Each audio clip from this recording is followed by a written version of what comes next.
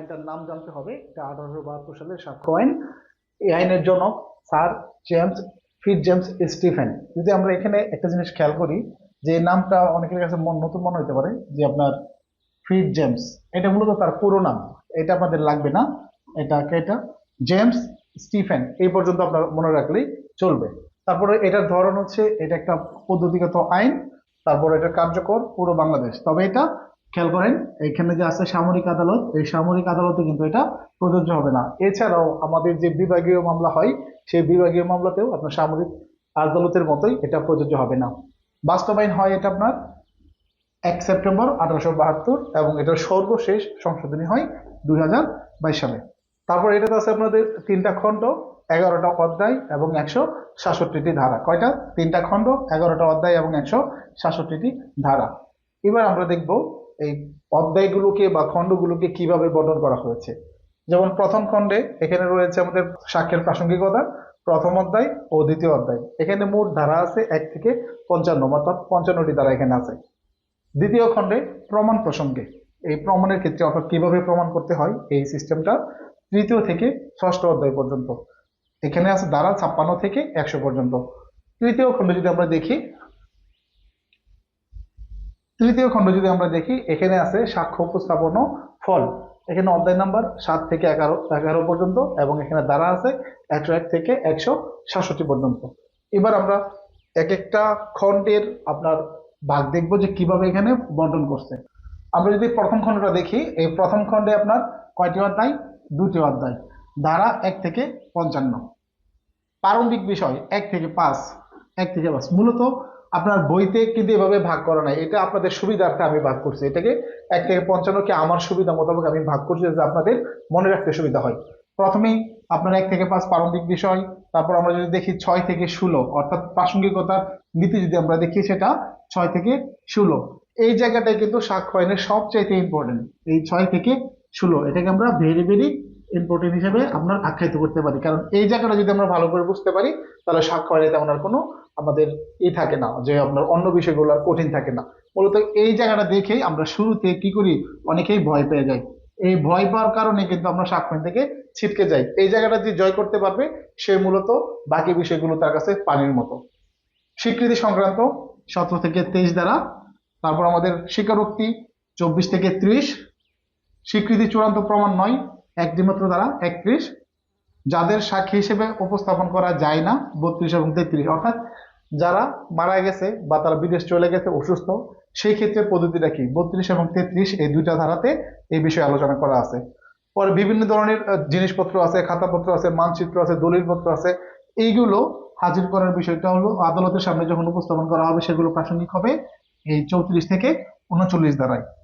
আদালতের রায় সংক্রান্তে আপনার ইত্যাদি সংক্রান্ত বিষয় আলোচনা আছে 40 থেকে 44। বিশেষজ্ঞ এবং তৃতীয় পক্ষের মতামত আপনার 45 থেকে 51। চরিত্র সংক্রান্ত প্রাসঙ্গিকতা 52 থেকে 55। মনে রাখবেন, সাক্ষ্য আইনের যদি কখনো প্রশ্ন আসে যে প্রাসঙ্গিকতা আলোচনা করুন, আপনি কখনোই আপনার 6 থেকে 55 এর বাইরে থেকে উত্তর লিখতে পারবেন না। এর বাইরে প্রাসঙ্গিকতার কোনো নিয়ম নাই। বাকি যা কিছু আছে প্রমাণের পদ্ধতি, এবং সেগুলো উপস্থাপন করলে কি ফলাফল হতে পারে এই বিষয়ে। এবার আমরা দেখব যে দ্বিতীয় খণ্ড আছে আমাদের সাক্ষ্য আইন। সাক্ষ্য আইনের দ্বিতীয় খণ্ডে কি নিয়ে আলোচনা করা হয়েছে। সাক্ষ্য আইনে আমাদের 56 থেকে 100। মনে রাখবেন, এই যে আমাদের খণ্ডটা দ্বিতীয় খণ্ড, এখানে অধ্যায় নাম্বার 3 থেকে 6 পর্যন্ত আছে। এই দ্বিতীয় খণ্ডে 56 থেকে 100 পর্যন্ত আমাদের অনেক কিছু বিষয় আছে যেগুলো আমরা স্কিপ করতে পারি। সাধারণত যারা পুলিশ বিভাগীয় পদোন্নতি পরীক্ষা দিবে, তাদের আপনার 56 থেকে 100 পর্যন্ত কিছু বিষয় আছে দরকার, বাকি বিষয়গুলো আপনার না পড়লেও চলে। এরকম দেওয়ানি মামলা সংক্রান্ত এখানে কিছু বিষয়পত্র আছে যেগুলো অনেকে পড়ে আপনার মাথা নষ্ট করে ফেলেন, কোনো দরকার নাই। এগুলো আপনাদের জন্য না। কিছু কিছু বিষয় আছে, এগুলো সম্পূর্ণ দেওয়ানি আদালতে, যেখানে জায়গা জমির অধিকার সংক্রান্ত বিষয়ে মামলা হয়, সেই জায়গাতে আপনার দরকার হয়। এগুলো আপনাদের জন্য না, অতএব ওই বিষয়গুলোকে স্কিপ করতে হবে। আপনি যদি বিগত 20 বছরের প্রশ্ন অ্যানালাইসিস করেন, আপনি দেখবেন তো ওইখান থেকে একবার কোনো প্রশ্ন আসছে কিনা। যদি ওইখান থেকে একবারও প্রশ্ন না এসে থাকে, আপনি অযথা কষ্ট করেন কেন, এটা আপনি বাদ দিবেন। দ্বিতীয় খণ্ডে আমরা দেখব যে সমস্ত বিষয় প্রমাণ করার প্রয়োজন নাই, 56 থেকে 58। এটা আপনার তেমন বেশি একটা প্রয়োজন নাই। মৌখিক সাক্ষ্য সম্পর্কে বলা আছে 59 এবং 60। আচ্ছা, এবার একটু সংক্ষেপে বলে দেই, আমাদের আগে যে সাক্ষ্য ছিল সেখানে ছিল দুই প্রকার সাক্ষ্য আইনে। আমার অনেক বিরোধ দেখবেন সাক্ষ্য দুই প্রকার বলা আছে, একটা হচ্ছে আমাদের দালিলিক আর একটা মৌখিক। বর্তমানে সাক্ষ্য কিন্তু তিন প্রকার, মৌখিক, দালিলিক এবং আরেকটা নতুন করে যুক্ত হয়েছে আমাদের ফিজিক্যাল বা ফরেন্সিক বা যেটা বস্তুগত সাক্ষ্য। দালিলিক সাক্ষ্য সংক্রান্ত বিষয়ে 61 থেকে 78, এটার থেকে আমার আরেকটা জিনিস আমি বের করছি, সেটা হলো সরকারি ও বেসরকারি দলিল সংক্রান্ত বিষয়ে এই 74 থেকে 78 পর্যন্ত আলোচনা করা আছে। অর্থাৎ এই দালিলিক সাক্ষ্যের ভিতরেই আপনার সরকারি এবং বেসরকারি দলিলটা পড়ে। দলিল হচ্ছে দুই প্রকার, একটা হচ্ছে সরকারি আর একটা হচ্ছে বেসরকারি। যেগুলো সরকারি এগুলো বইতে দেওয়া আছে, এই সরকারি দলিল ব্যতীত দুনিয়ার যত দলিল আছে সব হলো বেসরকারি দলিল। তারপরে দলিল সম্পর্কে অনুমান 79 থেকে 90, এই জায়গাটাতে আমাদের অনেকটা স্কিপ করার বিষয় থাকে। দালিলিক সাক্ষ্য দ্বারা মৌখিক সাক্ষ্য বর্জন 91 থেকে 100, এখানে আপনার 91 এবং 92 এর পরে বাকি যে বিষয়গুলো আছে অর্থাৎ 93 থেকে 100 পর্যন্ত আমাদের তেমন একটা গুরুত্ব নাই। 93 থেকে 100 পর্যন্ত আমার তেমন একটা গুরুত্ব নাই আমাদের পরীক্ষার্থী হিসেবে। এবার সাক্ষ্য আইনের যে শেষ খণ্ডটা অর্থাৎ তৃতীয় খণ্ড থেকে আমি একটু আলোচনা করব। তৃতীয় খণ্ডে আমাদের রয়েছে 7 থেকে 11 অধ্যায় এবং এখানে ধারা আছে আপনার 101 থেকে 166 পর্যন্ত।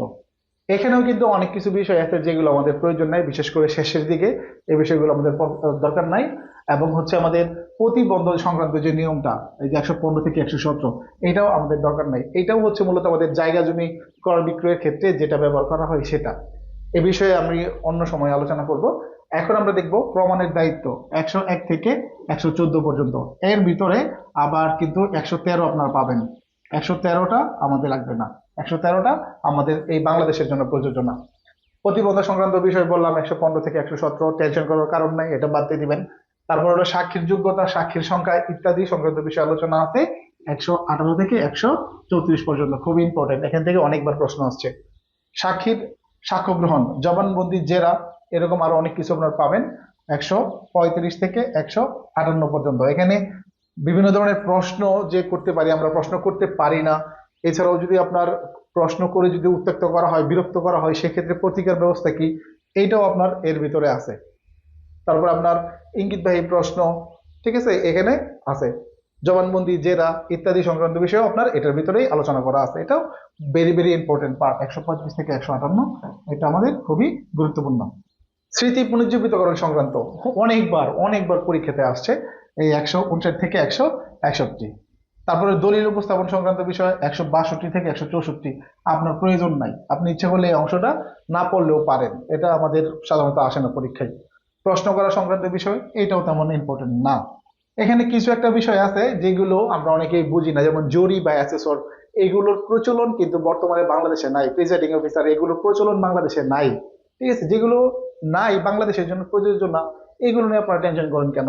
তারপরে আছে অন্যায়ভাবে সাক্ষ্য গ্রহণ সংক্রান্ত বিষয় 166 ধারা, এটা হলো আমাদের শেষ ধারা সাক্ষ্য আইনের। এখানে পুরো সাক্ষ্য আইনটা আছে। এখানে যদি আমি এটাকে বৃত্ত ভরাট করি, এই যে এখানে এই যে একটা বৃত্ত, এই বৃত্তর ভিতরে আমরা কিন্তু সাক্ষ্য আইন পুরোটা একসঙ্গে পাচ্ছি। এখানে যদি একসঙ্গে আমি দেখি 3টা খণ্ড, 11টা অধ্যায়, 166টি ধারা। এখানে আমরা প্রথম খণ্ড সাক্ষ্যের প্রাসঙ্গিকতা, দ্বিতীয় খণ্ড প্রমাণ প্রসঙ্গে, তৃতীয় খণ্ড সাক্ষ্য উপস্থাপন এবং ফল। প্রথম খণ্ডে যদি আমরা চলে আসি, এই যে আপনার প্রথম খণ্ডে প্রথম অধ্যায়, দ্বিতীয় অধ্যায়, ধারা 1 থেকে 55।